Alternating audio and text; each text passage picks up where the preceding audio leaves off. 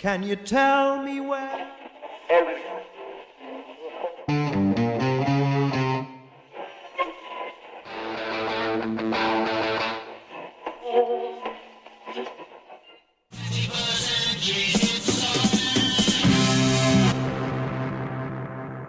Olá pessoal, sou Kelvin Araújo, estamos aqui em mais um vídeo do nosso canal e antes de eu falar do que se trata o vídeo de hoje, eu peço para que vocês adotem o procedimento padrão de sempre.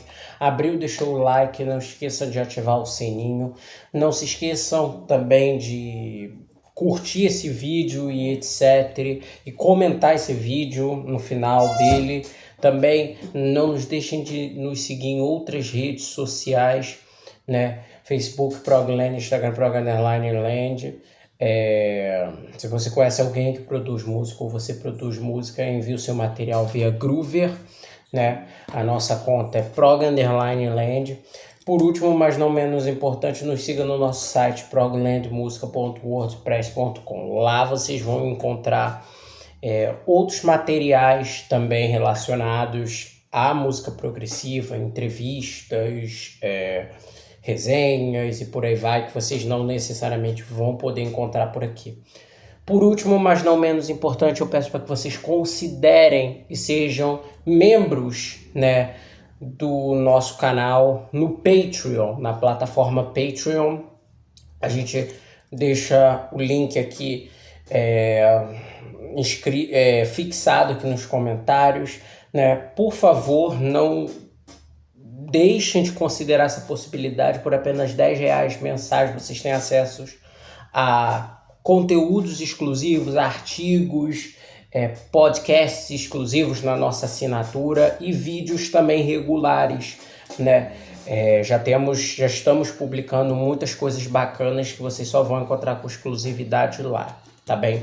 R$10 mensais, plano único, e vocês têm todo esse acesso, além de ajudar também a nos mantermos vivos, né? Introdutório feito, esse vídeo de hoje aqui é um vídeo de recomendação, um dos vídeos realizados em homenagem ao aniversário de um dos músicos mais icônicos da música progressiva, que recentemente completou aniversário nos últimos dias, que foi Robert Fripp, né? Que completou o seu 80º ano de vida, né? Ele nasceu em 16 de maio de 1946, né? E a gente vai fazer um vídeo muito especial comemorando também o aniversário do Robert Fripp de uma maneira muito especial, tenho certeza que vocês vão gostar. Mas eu queria também fazer um vídeo anexo, entre aspas, anexo do vídeo que a gente vai fazer, que é um vídeo bacana, que eu sempre gosto de fazer, que é um vídeo de recomendação de algumas coisinhas, né, fora do óbvio. E eu sei que esses vídeos geralmente têm um certo apelo, coisas do tipo, né? E como é uma efeméride redonda, eu não queria deixar de trazer. Então, o vídeo que eu tô gravando aqui hoje é um vídeo de recomendação de 10 músicas do Robert Fripp, que o Robert Fripp trabalhou como compositor, como músico ou teve participação substancial no arranjo dessa composição, né? Fora do King Crimson e fora de algumas das colaborações mais conhecidas dele, com David Bowie, Talking Heads e outros artistas, né? Blonde, né? E por aí vai. Então esse vídeo vai se tratar de 10 músicas recomendadas aqui que eu selecionei, que eu gosto muito, que eu acho que define muito o estilo do Robert Fripp em diferentes fases da sua carreira, né? Em que ele gravou, compôs, concebeu em ou discos solos seus ou em discos em parceria seus com outros artistas e etc, né? Eu não estabeleci muito um critério, então tem músicas cantadas aqui, tem algumas, a maioria das músicas são instrumentais, né? Mas tem também composições cantadas e músicas também instrumentais como um todo, né? Nessa seleção que eu fiz, né? Essa seleção incorpora músicas de 5 décadas ao todo de carreira do Robert Fripp. Tem anos 60 aqui, tem anos 70, obviamente, anos 80, anos 90 e a década de 2010, a última década, né, anterior a essa, né? Algumas colaborações eu, obviamente, não quis colocar aqui na minha lista, como, por exemplo, as colaborações de discos de ambient music que ele produziu com Brian Eno, né? Porque são peças maiores, são peças longas, e eu acho que colocar a ambient music aqui se tornaria um pouco mais, digamos assim, nichado das pessoas assimilarem e etc. Então eu quis colocar diferentes Robert Fripp e tudo mais, para além do trabalho dele com a ambient music, que é um trabalho que percorre, né, grande parte da trajetória dele, até o trabalho dele como pesquisador de timbres e etc. Né? Nos anos 70 ele desenvolveu o Frippertronics através um pouco desse trabalho na música eletrônica, na ambient music, depois, a partir dos anos 90, o Soundscapes e por aí vai. Então eu decidi colocar esses discos de fora. E como eu falei, não vai entrar nada de King Crimson aqui na minha lista.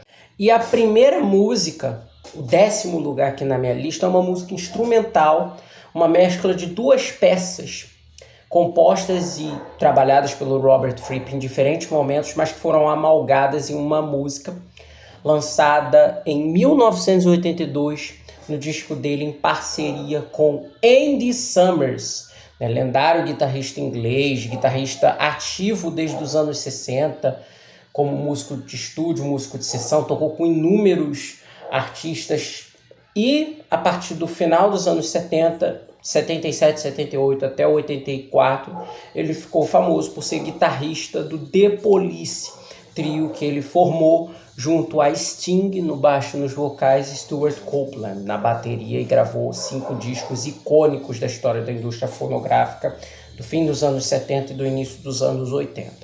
O Robert Fripp e ele já se conheciam desde lá dos tempos onde, por incrível que pareça, as pessoas não sabem, desde a época ali do Soft Machine, ainda nos anos 60, quando ele também já andava ali com Kevin Ayers e etc. Antes até da carreira dele como músico sessionista ali nos anos 70, onde ele tocou com outros artistas e etc. Ele foi muito ativo na cena de Canterbury, principalmente, né?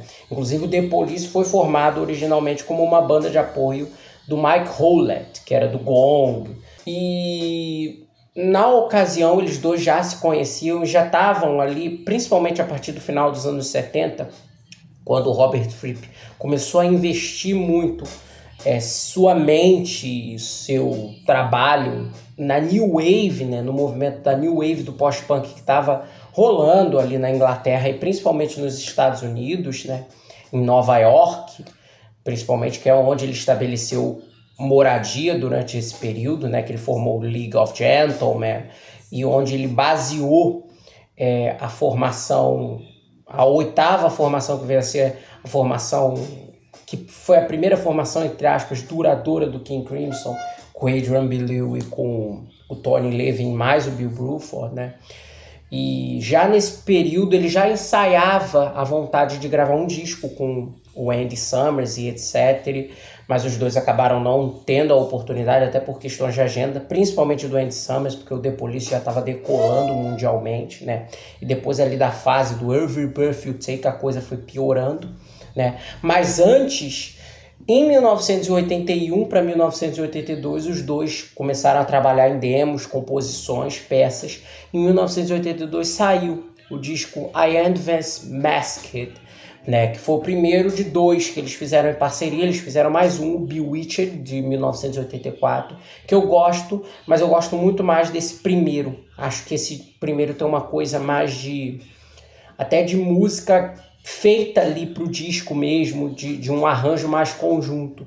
Eu sinto que em determinados momentos do segundo disco tem uma justa posição de peças solo do Andy Summers e peças solo do Robert Fripp, que para mim comprometem a sinergia dos dois na guitarra e etc.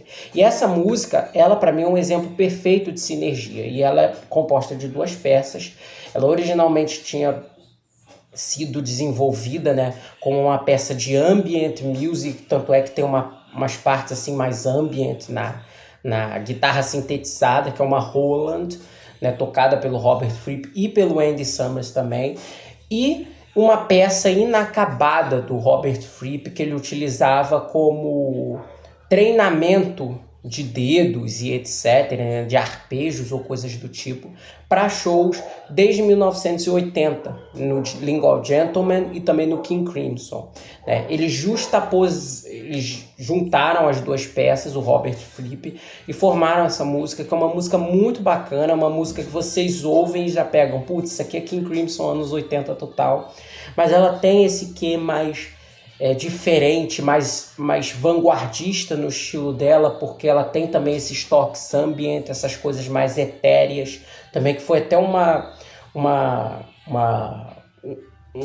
incentivo do Andy Summers. O Andy Summers, nesse álbum, nos poucos relatos que a gente pode ver deles falando desse disco, o Andy Summers encorajou eles a pegarem timbres muito mais naturalistas com aqueles equipamentos que eles tinham e etc, e não fazer uma coisa muito confusa sonoramente. Então é uma música que tem esse arpejo na primeira metade, enquanto na segunda metade ela vai oferecendo essas influências ambient, e para mim é uma música que sintetiza muito Robert Fripp, uma música que começa assim com um ritmo quase rock gamelan, né, que era daquela formação, e aos poucos vai dando uma atmosfera muito grande de um estilo de tocar guitarra e o outro estilo, né, que forma uma música que eu considero muito, muito, muito bonita e muito Robert Fripp, né, então ela não podia ficar de fora. A nona música aqui da nossa relação é uma música mais recente, a música mais recente aqui de todas que eu escolhi. Ela é uma música de um project, né, que é uma série de projetos que os membros do King Crimson individualmente começaram a desenvolver ali a partir do final dos anos 90, perto do fim da formação do Double Trio. Esses projetos que são chamados de projects, né, KC juntos, né, em vez do só C e o T, né, como é a palavra projects em inglês, né, eles eram o que o Robert Fripp define, né, com aquela toda verve filosófica que ele tem sobre a música, sobre direções musicais em diferentes estilos, em diferentes momentos e estilos que ele incorpora na sua trajetória e tudo mais, né?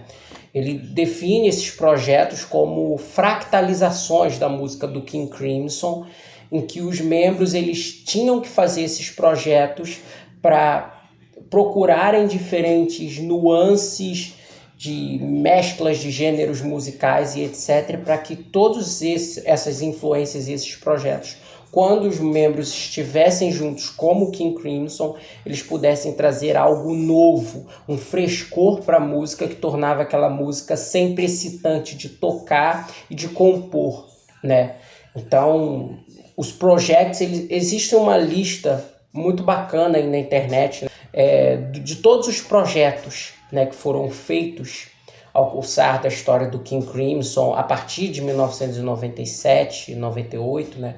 Grande parte desses projetos não foram para frente, etc., ou se amalgaram em outras iniciativas, como o Stickman, o Tuner também, e esse projeto que eu estou falando, que eu vou falar, né? Então, são discos únicos, então tem um pouco de tudo. Tem coisa de jazz, tem coisa de ambient music, tem eletrônica, tem coisa mais prog, pesada, que eles viriam a retomar ali nos anos 2000, mas enfim. E esse projeto, ele é um projeto coordenado que começou a ser coordenado em 2010, né? E que inicialmente seria um disco solo do Jaco Jakiski, né, que é guitarrista e vocalista, foi guitarrista e vocalista da última formação do King Crimson, e o Robert Fripp conheceu o trabalho dele anteriormente numa banda tributo que ele tinha feito, tocando a música do King Crimson, uma banda chamada 21st Century Schizoid Band, né, que tinha outros caras também que eram do King Crimson. Ele era o único que não era do King Crimson até então. Ele entrou a partir da última formação dos três bateristas de 2013 até 2021. E esse projeto ele começou a ser coordenado como um disco do Jaco Jaquiski, que o Robert Fripp se interessou em participar, os dois começaram ali a fazer umas jammings no estúdio e coisas do tipo, e a partir daí entrou no segundo estágio de desenvolvimento desse álbum, desse projeto, o Mel Collins, né, que era um músico que o Jaco Jaquiski já queria participar ali, que participasse no projeto. O Robert Fripp curtiu também a ideia e os três desenvolveram esse disco em parceria, que é um project, na época ele foi lançado sobre esse nome, né? Jaquiski, Fripp e Collins, o disco A Scarcity of Miracles, de 2011, que é um disco fenomenal. Eu acho uma pena que o King Crimson pós-2014 tenha incorporado muito pouco desse disco até nos setlists deles, considerando que a formação não é afeita a músicas novas, né?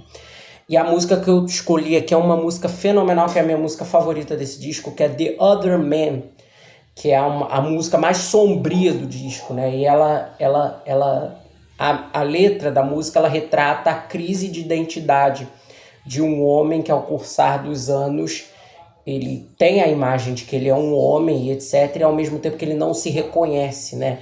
Ele reconhece e ela lida com esse dilema da mudança, né? Do eu sou um homem, mas eu tenho um outro homem dentro de mim e eu virei um outro homem ao longo desses anos todos em que houveram essas mudanças todas na sociedade e eu também mudei, né? E tem uma crise de identidade, uma coisa meio emotiva, que vai até ao encontro da vida do Jaco Jaquiski, que compôs a letra, né? Porque o Jaco Jaquiski ele foi adotado por uma outra família, ele tem uma relação super conturbada com os pais biológicos, salvo engano, e também os adotivos dele. Então, essa coisa da identidade, né? Do eu sou um outro cara, sendo esse cara que eu me reconheço, né?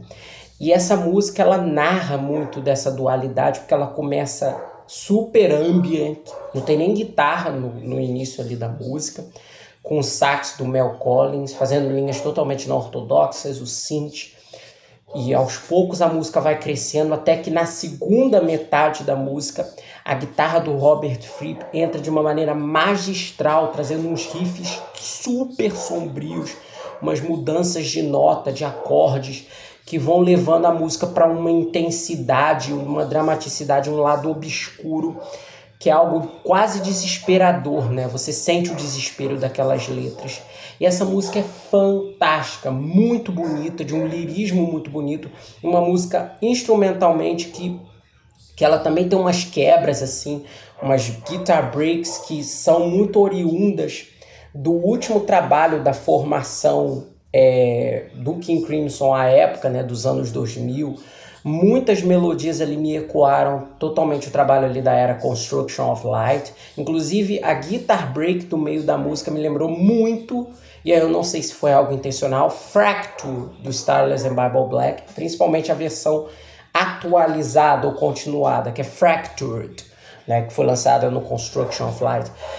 Então essa música tem esses elementos, mas ao mesmo tempo ela não pesa a mão na distorção, e é aquele momento quintessencial que você pensa, esse é o Robert Fripp, sombrio, pesado e etc, e consegue fazer climas numa música que não é lenta, não é chata, muito pelo contrário, e é uma música que enriquece ali com os tons de estranheza, algo sombrio e etc, que para mim formam o melhor que essa música pode oferecer, e ela tinha que estar aqui nessa lista.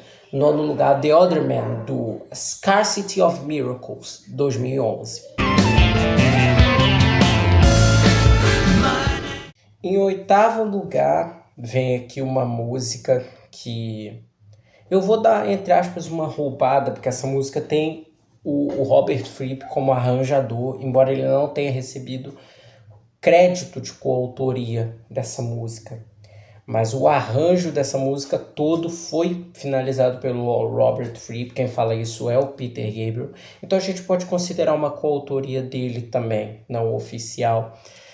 E uma música que foi gravada pelo próprio Peter Gabriel no seu segundo álbum, de 1978, homônimo, conhecido como Scratch, porque é o disco que tem lá as garrinhas, que é White Shadow, né? E a música ela tem esse que meio fantasmagórico e etc. do próprio título da faixa, do eu lírico que vê uma entidade baseada numa figura feminina que ele já tinha conhecido e coisas do tipo, né? E de como essa sombra branca lhe persegue e etc. E também persegue o sentimento que ele tinha por essa pessoa e coisas do tipo.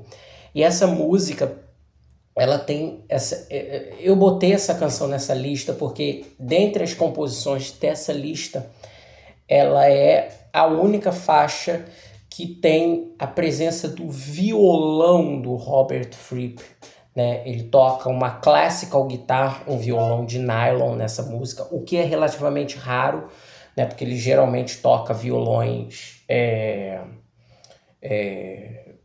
violões de aço mesmo e etc. Até antes, né? Até esse período inicial do King Crimson e de outras colaborações, ele toca violão realmente de aço. E nessa música ele toca um de nylon, né? E o disco de 1978 do Peter Gabriel foi produzido pelo próprio Robert Fripp, né? Ele já declarou em algumas ocasiões que ele não gostou, ele odeia a produção que ele mesmo fez, porque ele nunca se considerou um grande produtor, né? E ele fala que para o Peter Gabriel, que era um artista muito inventivo, a única pessoa disponível para produzi-lo seria o próprio Peter Gabriel, né? Ele também tece muitas críticas ao primeiro disco que ele participou, o de 77, conhecido como Car, né? Que ele toca também várias composições, enfim. Mas nesse disco ele tem uma participação mais que especial, porque além de produtor, ele foi arranjador de algumas das músicas e tocou também em algumas delas. Uma delas, inclusive, que veio a ser a faixa título do seu disco de 1979, Exposure, tem uma versão aqui também no disco do Peter Gabriel de 78, né? E essa música ela tem justamente todas as nuances do violão do Robert Fripp, uma linha dedilhada muito bonita e muito sutil, e também os efeitos da guitarra do Robert Fripp, que vai fazendo alguns efeitos fantasmagóricos ali na mixagem, né? Algumas pessoas sempre acharam que eram os sintetizadores do Larry Fest, né? Que era músico da banda do Peter Gabriel na época, coordenou os projetos Synergy, né, que são muito ligados a sintetizadores, mas não, esses efeitos eu descobri que são efeitos da guitarra do próprio Robert Fripp, provavelmente sintetizada. Além disso, o solo belíssimo do final da música, que é um solo totalmente frippiano ali, né, de notas mais prolongadas, aquelas notas ácidas, que eu chamo ácidas e prolongadas, que vão valsando ali com aquela melodia, que é uma melodia lenta, mas uma melodia soturna. Ela em alguns momentos ela é quase um semi-tango, né? Mas ela não tem um tango que é parado, né? De quebra de tempo na bateria, né? Ela vai valsando ali com o ouvinte. E é muito bonito aquele solo, eu considero um solo textural que conversa totalmente com a música. Então, para mim, essa é uma canção que mostra o exemplo do quanto o Robert Fripp, ele é um cara que ele leva aquele lema do music first, né? Até nas composições que ele tá ali participando e etc, né? E é uma coisa muito única nessa música, que para mim é o 8º lugar aqui da lista de... Em 7º lugar, vem uma música que também, entre muitas aspas, é roubada, mas não tanto, né? Porque essa música, ela originalmente teria sido gravada para um outro disco produzido nessa época, e que formaria, junto com o disco Exposure, do Robert Fripp, considera-se, o Robert Fripp vê como uma trilogia esses 3 álbuns, né? Porque muitas das ideias que ele tinha para um, ele botou para outro e etc. E muitas das composições que apareceram em um disco ou em outro que ele produziu dessa trilogia, acabaram parando no próprio disco solo dele, né, sobre diferentes arranjos, mixagens, sobre até diferentes overdubs de solos que ele fez e etc. Remontagens com a mesma melodia, mas com letras diferentes e coisas do tipo, né? E esse segundo disco é o disco Sacred Songs, né? Um disco gravado, composto, né? Feito músico pelo guitarrista e compositor americano Daryl Hall, que é vocalista da dupla famosa, já extinta hoje nos Estados Unidos, no mundo inteiro, Daryl Hall e John Oates, né? Nos anos 70, ele e o Robert Fripp se conheceram ali por volta de 74, 75, os dois estabeleceram ali, entre aspas, uma relação, né? A priori uma relação muito estranha se a gente analisa os backgrounds dos dois músicos, porque o Daryl Hall é um músico de pop rock, um músico de blue-eyed soul e etc, né? Ele é praticamente um clone do Michael McDonald, né? Famoso cantor do Doobie Brothers, que depois fez carreira solo, colaborou com muitas pessoas, com Steely Dan também, né? E o Robert Fripp é um cara mais experimental e etc, mais vanguardista. A priori, né, você ouviria essa combinação, né? E você acharia que a coisa não daria liga, mas deu, viu? Na música Northern Star, né? North Star, não tem o Northern, né? A música, ela aparece no disco Exposure, de 1979, do Robert Fripp, mas ela originalmente tinha sido gravada para o disco Sacred Songs, que saiu em 80, saiu na mesma época do Daryl Hall, mas ela acabou sendo tirada do disco e o Robert Fripp trouxe a versão para o disco dele, né, o Exposure, e ela é uma composição do Daryl Hall e do próprio Robert Fripp, com uma terceira pessoa, que eu não vou me lembrar quem, né, eu vou deixar aqui nos... Fizeram a composição e etc. E essa música não entrou no disco do Daryl Hall, mas é uma colaboração ativa entre eles, porque o Daryl Hall canta e a melodia é do Robert Fripp, né? Com um outro pitaco do próprio Daryl e etc, né? E uma coisa que chama maravilhosamente a atenção é como, em alguns momentos da carreira do Robert Fripp, mais para frente até nessa lista, a gente percebe como algumas músicas elas são protótipos de ideias que ele viria a desenvolver posteriormente no King Crimson. Essa música é um claro exemplo disso. É impossível vocês não ouvirem North Star e não lembrarem, e obviamente houve uma reciclagem da melodia que foi base musical da música Mate Kudasai, clássico presente no Discipline, de 1981. A linha de guitarra do Robert Fripp é praticamente idêntica. Inclusive tem os slides guitar que foram feitos pelo Sid McGuinness, que era também guitarrista da banda do Peter Gabriel, né, no segundo disco que o Robert Fripp produziu, e aí você tem a ligação, né, dos três discos. E essa música é uma música muito bonita, uma música mais onírica e etc, né? Ela teve uma letra até inspirada pelo próprio Daryl no disco Evening Star, que foi gravado pelo Robert Fripp e pelo Brian Eno em 1975. E aí ele, em vez de usar o Evening, usou o North, etc.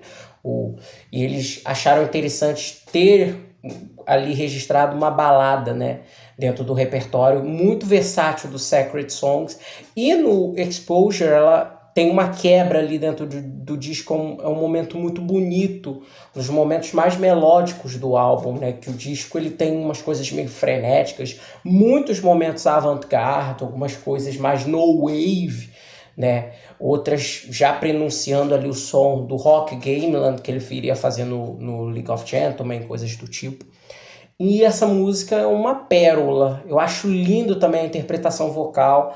O Robert Fripp ele fala que o Daryl Hall foi o cantor que ele mais gostou de ter trabalhado em termos de canto. E a voz do Daryl Hall é absurda, linda, uma voz blues, uma voz muito americana, né? Uma voz que, sei lá, só um David Peck do Ambrosia tem, o Michael McDonald tem, o próprio Daryl Hall. E é uma voz realmente muito bonita, um timbre lindo que embala a música, que é uma música que não tem grandes solos, mas é uma música de base melódica muito bem feita, mostrando quão o Robert Fripp também era daqueles guitarristas que, putz, esse cara é bom nas bases, no que ele faz ali, também encorpando as composições, e aqui não podia estar diferente disso. 7º lugar aqui na nossa lista. E um adendo. Quem toca a bateria nessa música é o nosso mestre Phil Collins. Vale lembrar que em algumas sessões, em 1977, o Robert Fripp fez, né, com o Phil Collins, ensaiando ali em power trio com ele, o Robert Fripp, o Phil Collins, e consta-se o John Wetton. Existe uma controvérsia, inclusive no site da Discipline Global Mobile, de que algumas dessas sessões, e de que não todas, eu acho que foram 3 ou 4 encontros instrumentais de um trio mesmo, teriam sido com Tony Levin e não com John Wetton, que na época estava provavelmente ocupado ali no estágio final da produção do disco de estreia do UK, que sairia em 1978. Mas fica aqui o registro, e de fato, né, foram disponibilizadas as demos de North Star e também de outras músicas, Disengage também, do disco do Exposure, estão presentes nessa demo, e é a bateria, obviamente, do Phil Collins, mas fica essa dúvida se o baixo é do John Wetton ou do Tony Levin, particularmente na demo de North Star que foi disponibilizada pela DGM, né? É aquilo, a gente não tem essa informação se foi todas as sessões só com Tony Levin ou todas as sessões só com John Wetton. Em 6º lugar vem uma música que eu adoro, da banda que o Robert Fripp formou em finais de 1979, oriunda do nome de uma banda que ele tinha nos anos 60, o The League of Gentlemen, que infelizmente só lançou um disco em 1980, saiu no final de 80. E uma música que eu adoro, que é uma música que para mim é uma atualização de Talking Drum, numa versão ali dançante, né, mas com aquele toque bem vanguardista, né, do Robert Fripp, uma instrumental curta de 3 minutos chamada Cognitive Dissonance, né? Esse grupo que ele tinha junto com Barry Andrews no órgão, a maravilhosa Sarah Lee, que mais tarde entrou numa banda que eu adoro, que é o Gang of Four. Também tocou com vários outros artistas, B-52s, David Bowie, chegou a ser integrante do Sparks, né? Ela fez muitos discos, muitos trabalhos ali com Ron Mael, né? Não foi com Russell. E também vários outros artistas, também uma baixista fantástica, muito boa, muito chamativa aos ouvidos, né? Porque tem baixista que é aqueles baixistas que chamam a atenção dos seus ouvidos. E ela é uma dessas. E foi um grupo que ele formou com eles ali em finais de 1979, né? E era uma banda instrumental, essencialmente. E essa música, ela mostra o poder, né, de um minimalismo que permeava, inclusive, a mentalidade do Robert Fripp de fazer música naquela época, né? Ele pegou as bases ali do post-punk, do New Wave, e mesclou com o minimalismo de um Steve Reich, né?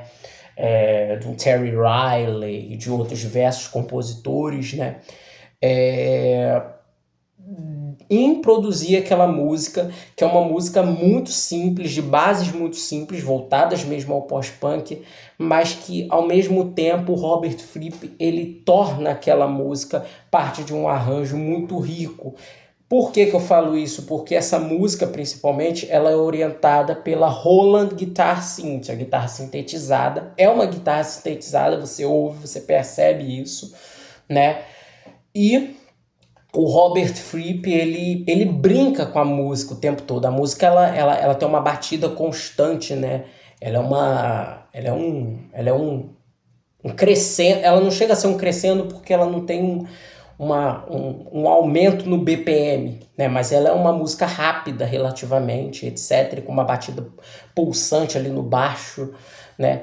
E ele vai brincando entre acordes e pequenas notas assim na guitarra que vão fazendo aquela música muito interessante à medida que você vai passando e você vai vendo o que ele vai fazendo, né, a partir dos próximos solos e etc. E a partir dos próximos, nem solos, né, ele praticamente faz uma melodia na guitarra, um acorde, etc. E brinca com aquilo, enquanto forma uma instrumental que para mim é o ápice desse lado minimalista dele, etc. E ao mesmo tempo esse lado textural que eu falei em White Shadow, né?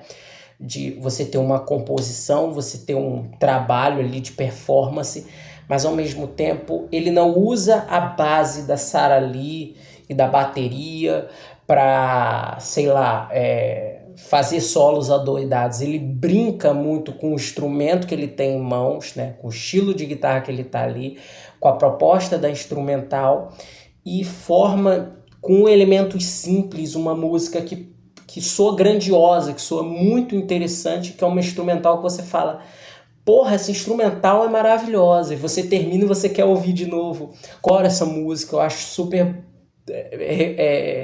educativa do que foi aquele período da trajetória do Robert Fripp, a mentalidade dele antes de tocar, porque para mim todas essas músicas aqui que eu tô falando não são sobre performance, são sobre pensar, ver qual era a ideia dele naquele período que ele gravou a música, no que ele pensava antes de tocar.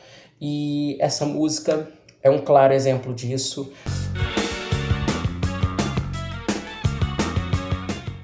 E continuando aqui a nossa lista, né? Em quinto lugar, eu tinha falado anteriormente quando eu falei do Cognitive Dissonance, né? Que é uma música do álbum de estreia do League of Gentlemen, álbum de estreia único deles de 81, na verdade. Eu falei 80, foi algum ato falho provavelmente. E de como o Robert Fripp é um desses caras que brincam com texturas e etc, né?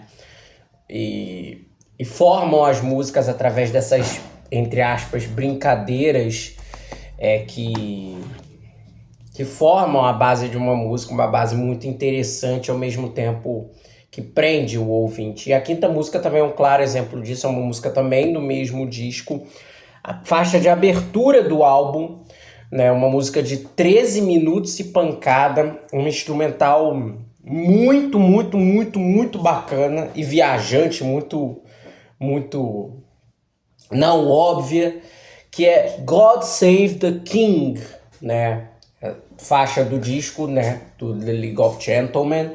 E essa instrumental é fantástica também, para mim mostra muito bem como é o trabalho do Fripp, justamente com essa justaposição entre melodias e etc, né? Melodias mais ritmadas, mais básicas, com efeitos sonoros e etc, que ele vai fazendo ali na guitarra, enquanto ele mantém a melodia em overdubs, assim, né? E aí você tem essas dualidades, essa mente, né? Essa criação de uma música que é uma música pulsante, viajante, mas ela vai levando o ouvinte a caminhos abstratos e etc. Nos primeiros 6 minutos dela, ela é uma música dance mesmo, né? Ela me lembra até em alguns momentos, né, uma pré-Tela Runginte, né? Embora ela seja uma música mais até experimental do que Tela Runginte, né? E você tem lá a melodia do que você meio que acha que é até um synth, né? E que ela é duplicada também pelo sintetizador do Barry Andrews, né?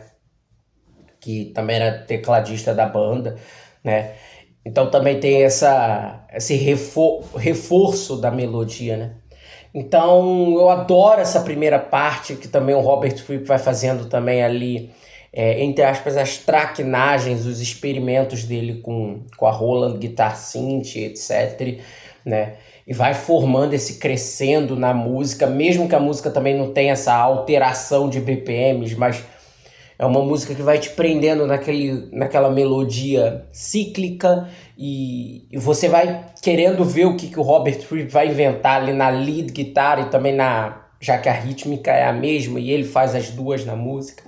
E na sessão final ele transforma, entre aspas, a peça numa peça de ambient horror music, né? Eu vi algumas resenhas que falam que essa música é quase um ambient horror, né? Porque os sons que ele tira ali na reta final da música são sons meio aterrorizantes e etc.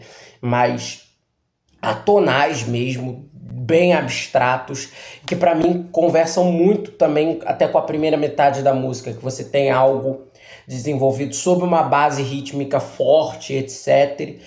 E na segunda metade você também tem esse lado mais de instinto de tocar e etc, mas baseado em uma melodia mais calma, né? E mais centrada até na guitarra, porque é praticamente um pad que tem ali de apoio, né? Que não poderia ficar de fora aqui dessa relação minha e uma das minhas músicas favoritas dele, desse álbum também.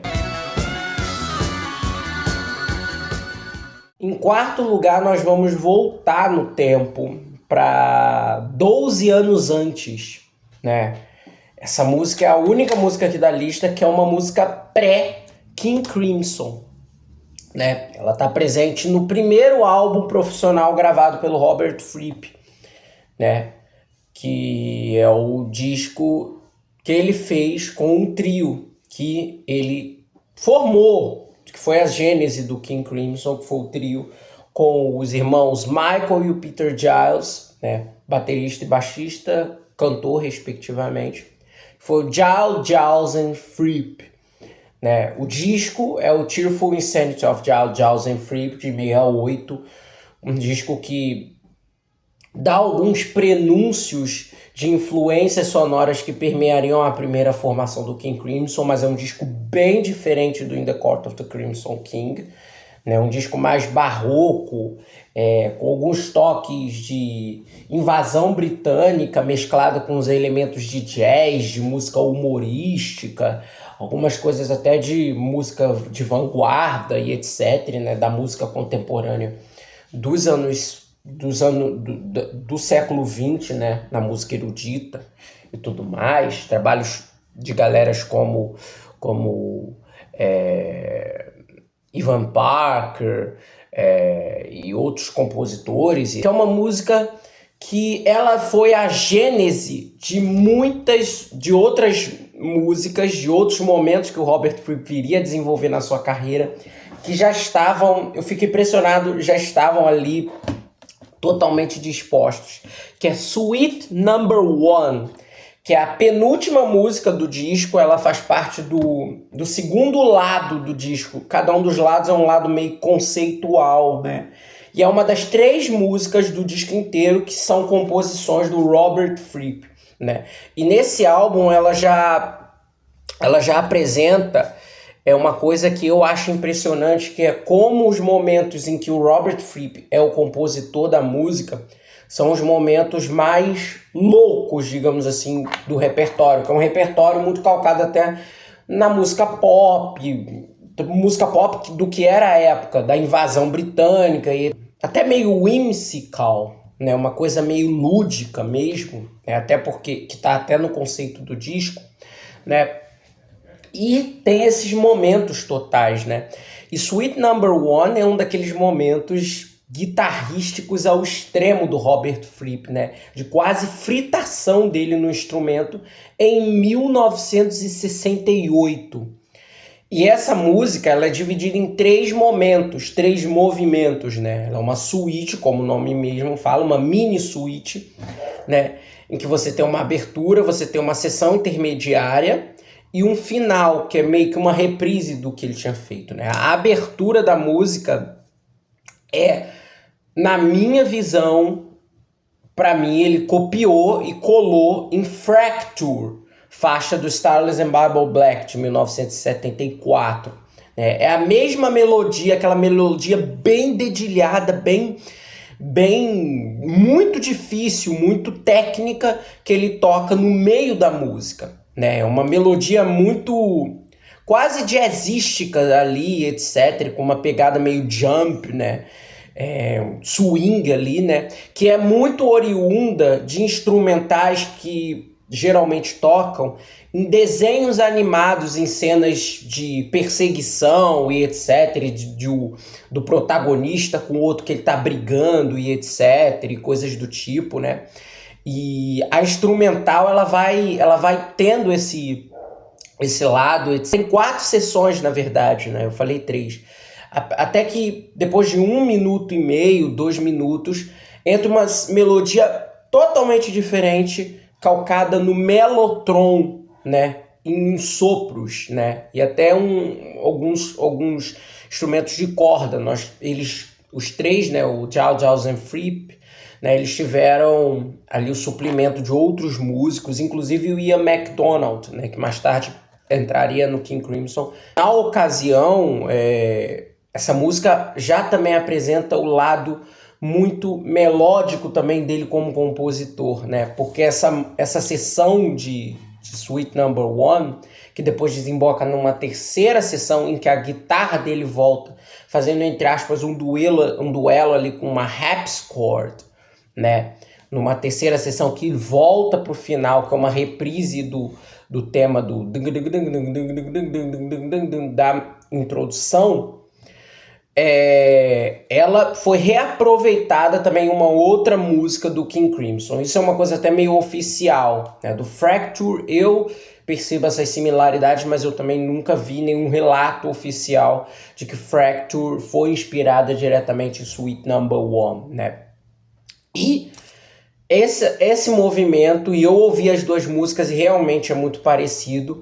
Esse movimento de Suite Number One foi mais tarde reaproveitado numa música, num prelúdio instrumental chamado Song of the Goose, que é uma espécie de música de câmara, né? Uma peça orquestral que é a abertura da música Islands, do disco Islands, de 1971, do King Crimson.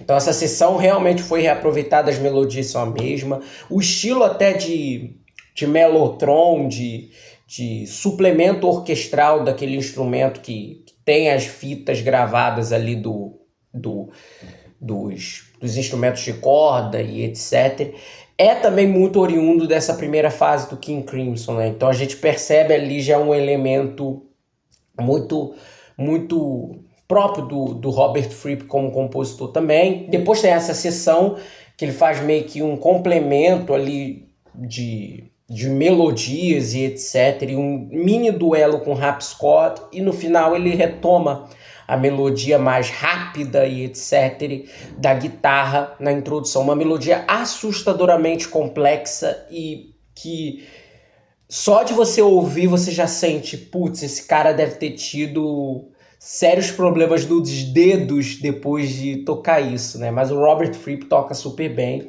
E tem uma coisa bem interessante no documentário, né? Que Fracture reaproveita essa melodia, e tem uma coisa muito interessante no documentário, né, de 50 anos do King Crimson, maravilhoso, In the Court of the King Crimson, né, do Toby Ames, foi lançado acho que em 2021 e 2022, e tem uma hora que o Robert Fripp fala que a série de entrevistas que o Toby Ames estava fazendo com ele, né, enquanto ele estava ali entrevistando a banda, registrando os shows e etc para o documentário, estavam atrapalhando a rotina dele, né, o ritual dele pré-show que ele faz todo dia, porque ele pratica, né,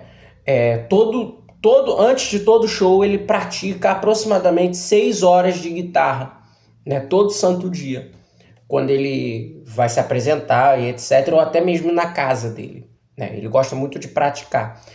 E ele fala que às vezes ele se dá o luxo de não tocar, de não praticar e etc. E o repórter perguntou isso, né? Por que você às vezes não se dá o luxo de não praticar, não tocar? Você já conhece pra caramba essas músicas e etc, né? E ele fala isso: eu posso fazer isso se eu não tocar Fracture, né? Se eu tiver que tocar Fracture no outro dia, eu tenho que praticar. E essa música, que é uma pré-Fracture, é uma prova cabal disso. E pra mim é uma música subestimadíssima até da carreira do Robert Fripp, quando a gente fala de peças, de momentos de guitarra dele, de momentos como compositor dele também, porque tem sessões aqui que são aquela coisa mais orquestrada, como por exemplo essa sessão intermediária depois da introdução. E eu amo essa música, adoro essa música, e essa também me lembra uma música incidental, eu acho, né, que na verdade orquestral, que é muito utilizada também em animações, em momentos de filmes, etc., filmes mudos e coisas do tipo, que é aquela peça clássica do Voo do Besouro, né, que é uma peça que foi desenvolvida por um compositor, eu não vou me lembrar o nome dele, vou colocar aqui o nome na edição, que é uma peça que geralmente é utilizada em momentos de fuga muito rápida de alguém, que alguém está indo embora de alguma coisa, ou alguém está voando, sei lá. Tem essa sequência no B-Movie, etc., e me inspirou bastante. Eu pensei bastante por causa justamente do nome da música, né? Que é Voo do Besouro, embora o filme seja de abelhas. E também foi reaproveitado em várias animações, em vários filmes, né? Porque são temas de muitas notas, muitas coisas. Uma coisa quase meio gypsy jazz também, né? Embora seja num contexto erudito. Sweet Number One, Giles, Giles and Fripp. Em terceiro lugar, aqui já estamos no nosso top 3 encerrando, né? Uma música de um disco que eu considero um álbum genial, né? Que é um disco de colaboração do Robert Fripp com um músico, compositor, cantor e etc. David Sylvian, né? Que tinha sido foi integrante seminal de uma banda de art pop new wave inglesa do final dos anos 70 e início dos anos 80, que foi o Japan, depois se lançou em carreira solo, fez inúmeras colaborações com inúmeros artistas e etc. Gravou discos bem bacanas, desde avant-garde até art pop, progressivo também, um artista maravilhoso que eu adoro também. E o disco em questão é o primeiro trabalho colaborativo dos dois, né, titulares, que é o The First Day, de 1993. A música em questão é uma música que eu considero uma das melhores do disco, uma das mais emotivas do disco, que é Brightness Falls, né? E o ímpeto para esse projeto, que foi uma iniciativa do Robert, foi ali por volta do início de 1990, 91. Ele já conhecia o David Sylvian já anteriormente, ali da época do Brilliant Trees, do Gone to Earth, coisas do... Ele já teve o ímpeto de trabalhar com o David Sylvian, já naquele período, fazendo um convite até meio desafiador. Ele queria reativar o King Crimson e convidou o David Sylvian para ser o vocalista e guitarrista dessa nova formação no início dos anos 90, no lugar do Adrian Belew, né? Ele já estava ali sondando os músicos e etc. E já entre 1991 e 92, eu falo até disso num vídeo no Instagram e etc. O Robert Fripp, ele estava com a ideia de reativar o King Crimson numa formação já dos anos 90, totalmente diferente que veio a ser a formação que gravou o Vroom, o Track, etc. E veio a se estabilizar como o Double Trio, né? Que seria uma formação com o próprio David Sylvian na guitarra, um outro músico que ele já estava colaborando e que era também parte da Guitarcraft, né, que era o curso, entre aspas, ali que o Robert Fripp começou a desenvolver nos anos 80, que era o Trey Gunn, que ele tocava Chapman Stick, e baixo e etc, e também outros instrumentos, né, incluindo a guitarra. Ele, o David Sylvian, Trey Gunn, o baterista Jerry Marotta, né, que era um baterista que o Robert Fripp conhecia já desde os anos 70, da época que ele trabalhou com Peter Gabriel. Jerry Marotta foi baterista dos primeiros 4 álbuns do Peter Gabriel, né, até o soul, até ali a fase do soul, quando ele saiu e entrou o Manu Katché. E, a priori, também um outro baterista americano, Pat Mastelotto, né, que entraria depois na formação e que também gravaria o disco ao vivo, né, com a turnê do projeto com David Sylvian, né, que resultou no Damage, né. E o Pat Mastelotto não gravou The First Day. Quem gravou o First Day foi o Jerry Marotta, né? E esse disco, ele é um disco meio conceitual, porque é um disco que, assim que o Robert Fripp procurou o David Sylvian para formar o projeto, o David Sylvian quis fazer músicas junto com o Robert Fripp que fossem músicas de confronto social ou emocional. Então, grande parte das músicas tem um drive muito grande, um peso muito grande, e ao mesmo tempo que eles queriam fazer essa entre aspas, esse conceito sonoro, os dois eles tinham a ideia de promover um disco que também construísse barreiras entre o rock, elementos do jazz, o prog, que era inclusive um gosto comum dos dois, funk, né, e movimentos do funk rock e etc, e da funk music americana, que estavam muito em voga ali no final dos anos 80 e no início dos anos 90, com alguns movimentos primos, entre aspas, e que foram amalgados a esse movimento em artistas mais novos que estavam surgindo naquela época, sobretudo em movimentos até da música eletrônica, no caso da house music, e também de um movimento mais dançante que foi adotado por alguns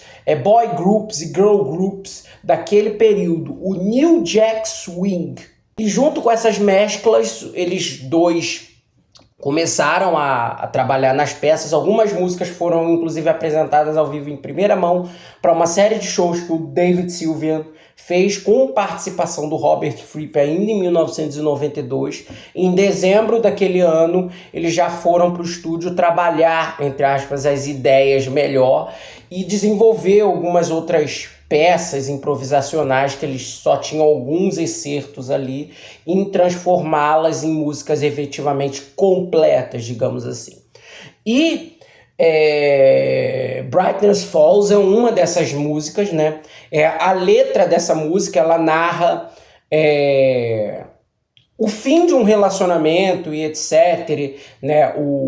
A queda do brilho, entre muitas aspas, e o eu lírico tendo que se conformar com esse fim de relacionamento, com várias analogias e etc, inclusive analogias ao King Crimson, né? Ele compara o fim do relacionamento a uma noite sem estrelas, starless, né? E fora outras também, é uma letra bem bacana e etc. Mas ao mesmo tempo que ela é uma letra que confronta esse fim de relacionamento, ela é uma anti-balada. Ela é uma música bem forte, com uma base ritmada de bateria muito bacana, né?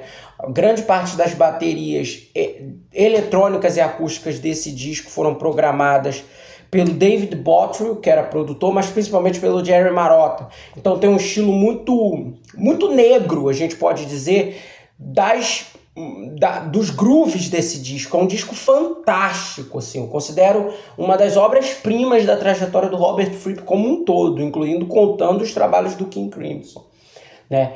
E essa música é uma música excepcional, ela tem os trabalhos de guitarra muito texturais do Robert Fripp, ela não tem grandes solos, mas é uma música que tem aqueles trabalhos e aquela dualidade do Robert Fripp e do David Sylvian juntos ali trabalhando, de como eles servem a música, que é uma composição dos dois, né?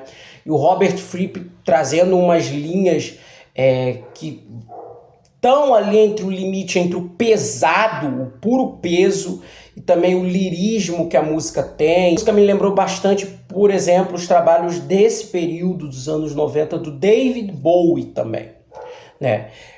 Ali da era do Outside, etc, né?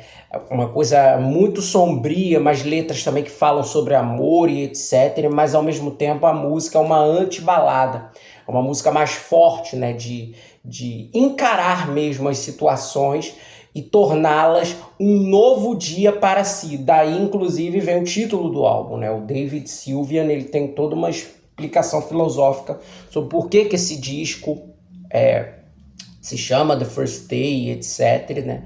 E essa é uma das melhores músicas do disco para mim, né? Eu acho fantástica a construção dela. Eu falei que White Shadow era a única música da lista que teria violão, né? E essa música tem violão também, né? Brightness Falls. Eu não sei se o violão foi tocado pelo David Sylvian ou pelo Robert Fripp na gravação, mas ela tem também uma sessão muito bonita e curta, até no final ali, perto da coda da música, de violão.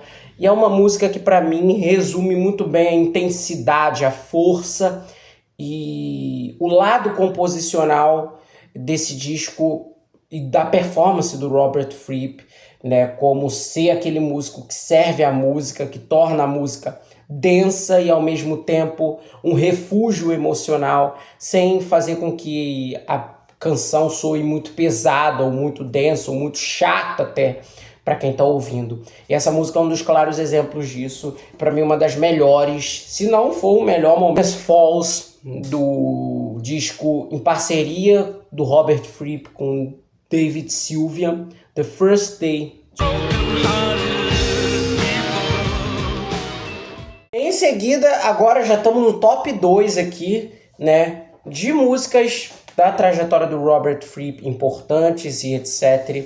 E o segundo lugar é uma música que também não poderia ficar de fora. Eu adoro essa música também, né? Empata junto com a própria Brightness Falls como um grande momento do The First Day, que é também, obviamente, uma música do disco. Eu já estou dando aqui já o bizu, né, para quem ainda não pegou, que é 20th Century Dreaming, né, que é uma música fantástica desse disco também, uma composição, produção do David Sylvian, do Robert Fripp. E essa música, além de ser um dos grandes momentos do disco, ela também é uma música que corrobora muito da mensagem do trabalho do The First Day, que é esse lado de confrontos, né, com status quo, com coisas estabelecidas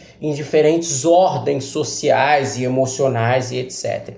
E essa música, ela reflete muito do século XX, né, justamente da teologia, da teoria da prosperidade financeira, social e etc., que estudiosos e outros cientistas sociais, políticos e etc., e até que a própria sociedade como um todo se imaginou para o século XX, né?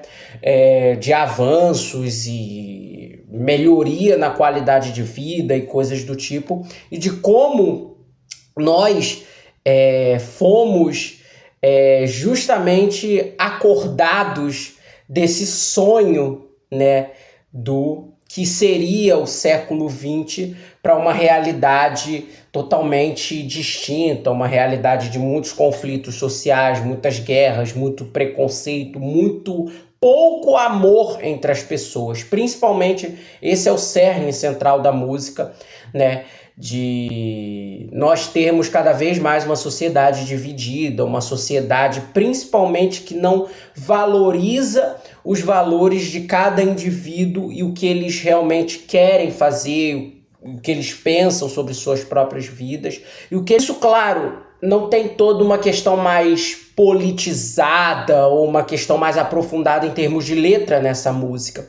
Mas a mensagem do eu lírico é de um eu lírico desesperançoso e etc., que está despertando daquele sonho e que quer percorrer a estrada para o amor, quer ir para o lugar onde haja um amor, haja coisas mais simples e etc., uma valorização das emoções e dos ensejos e das vontades reais de cada indivíduo, e que também acaba sendo parte, embora não perceptiva a priori, mas que as pessoas vão acabando percebendo ao cursar do tempo, do que é também esse sonho do século XX. A gente quer uma prosperidade, etc.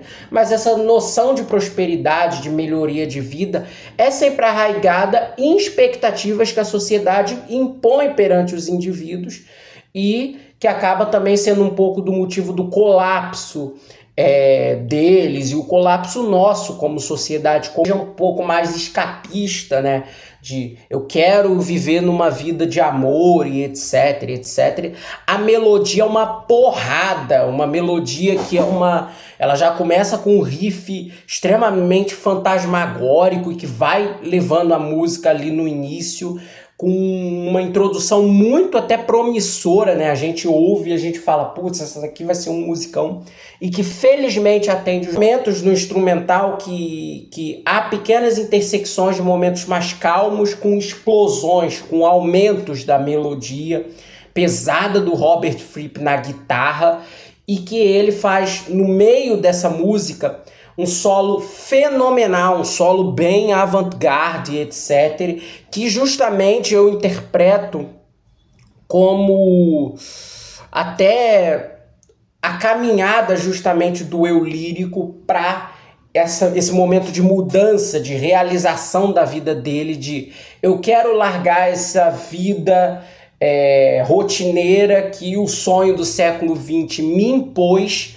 né? E eu não me dei conta, e eu quero me mover, me mudar para coisas mais simples para mim, né? Eu quero me mudar para a casa do amor, como as próprias letras falam, né? E de arranjos, a construção melódica dessa música muito bem feita, muito própria. A gente tá uma música que eu acho fantástica, mas acima de tudo, o instrumental dela é fenomenal.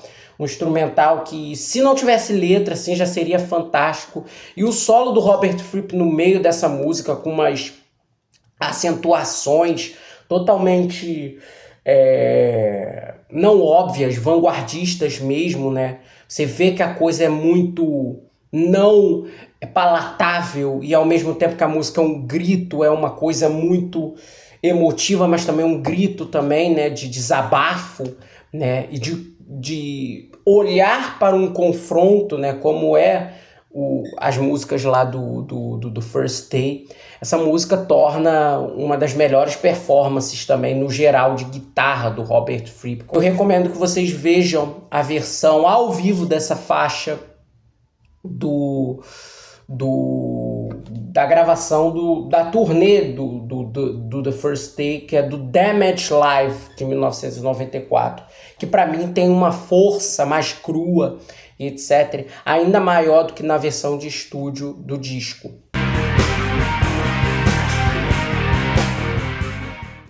Em primeiro lugar vem uma música que eu considero uma obra-prima do Robert Fripp, né? Uma peça instrumental que para mim tinha que estar lá em cima quando a gente fala de Robert Fripp também. Até porque ela é uma referência para mim de dois clássicos do King Crimson, instrumentais, né? Que é uma música do Exposure, de 1979, que é Breathless. O riff dela, né?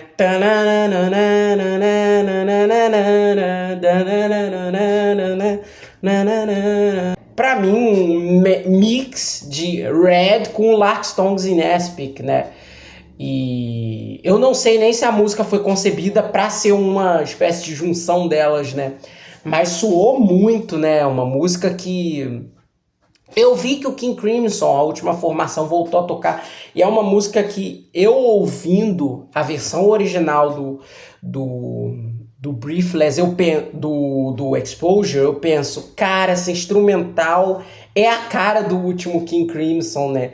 Até pela força das baterias da música original, das guitarras e etc, né? E tem a seção instrumental no meio da música também. A seção de uma melodia mais... uma variação e etc, ao mesmo tempo que é quase que um solo, né? O Robert Fripp, ele sempre fica nessas linhas tênues, né?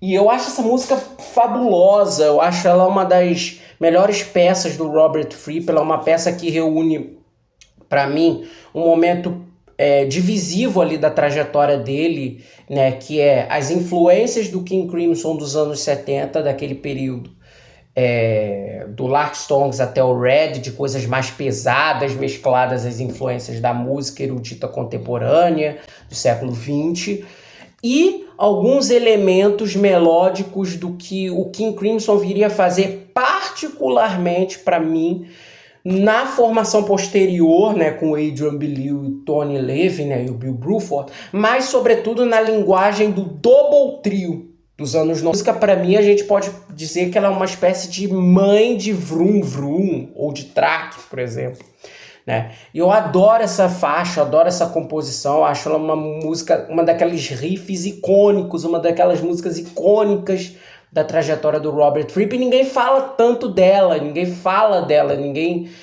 geralmente quando a gente pensa em riffs icônicos do Robert Fripp, a gente pensa, sei lá, no trabalho no King Crimson, ou linhas de guitarra, a gente pensa, sei lá, no trabalho dele com Bowie ou com Talking Heads, e Breathless, que é uma porrada, uma pancada que para mim sintetiza o que é o Robert Fripp, né, de ser aquele compositor de riffs fortes, de melodias fortes, mas ao mesmo tempo aquele guitarrista que pensa fora da caixa na hora de solar, e um músico em que antes de executar cada nota, ele pensa na intencionalidade das notas, né? A nota ela não está ali para ser uma nota que pode ser facilmente substituída. Não, ela faz parte de um contexto de uma música, da intenção da música, da ideia da música, e ela vai ter que estar na performance da música, né? Ela é um resultado direto de uma música pensada, né? Até mesmo se esse pensamento for um pensamento muito imediatista e não tão refinado como geralmente o Robert Fripp é adepto também, já que grande parte do seu trabalho, grande parte do trabalho do King Crimson vem de improvisações. Essa música, para mim, reúne todos esses Robert Fripps e etc, né? E dessas melhores fases do King Crimson também, né? Que ela é uma ponte entre duas eras e que resume como um todo, para mim, tudo do Robert Fripp, né? Ela é uma música que tem intensidade, tem complexidade, ao mesmo tempo que é aquela música que você sente que é uma composição que o cara que fez, ele no caso, é um retrato dele, né? Ele tá ali colocando o melhor que ele pôde, o melhor que ele pensou para aquela música, sem grandes firulas, sem grandes pretensões e principalmente sendo quem ele é.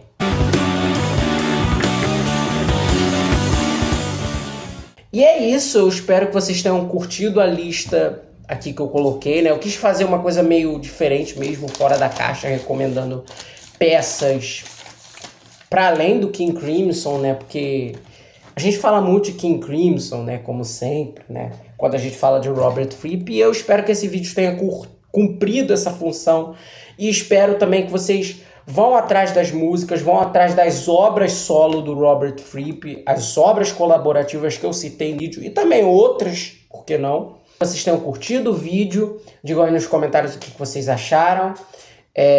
Até o nosso próximo vídeo aqui no nosso canal. Não se esqueçam de deixar like, ativar sininho, notificações, comentar. Até o nosso próximo vídeo. Tchau, tchau.